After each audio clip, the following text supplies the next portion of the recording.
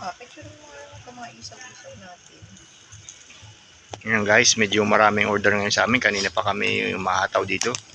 Kasi it's Saturday. Yeah. Today is Saturday guys.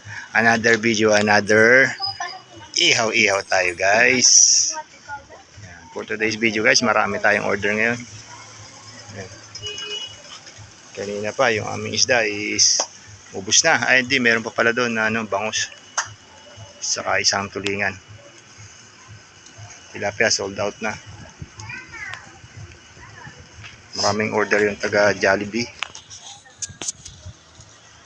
Sa ano ngayon sa Huran Sabado Hanggang mamaya pa to, sana hanggang mamaya pa.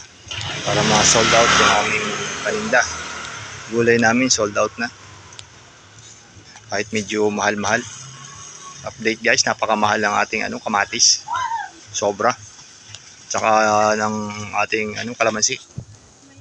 Mahal ang lahat ng gulay ngayon. I need water. Nauuhaw ako.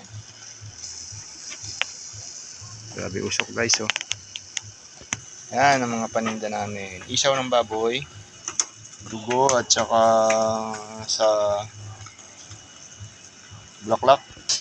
Natulis itong kubet. Isaw ng manok.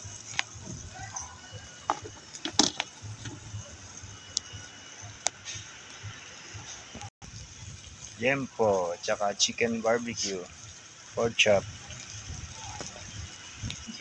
barbecue.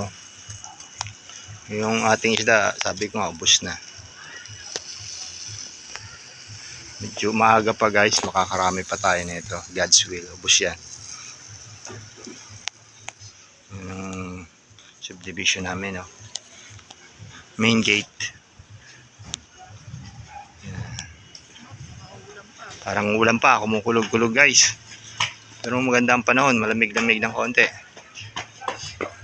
Umuulan na siguro sa ibang lugar. Ito pala ako nakapagbihis. Kita mo naman yung aking taga-ihaw, nakaporma yan. Nakadress pa yan. Okay. Alam mo guys, kaya nakadress yan. Ako kanina yung nag-iihaw. Ay dumating sila, galing pagsimba sila guys, ako hindi naman nakasama at akong bantay rin sa tindahan. Hindi na nakabihis. Kaya nakadress pa yan. Yan yan ang mga nag-ihaw, mga nakaporma, nakadress.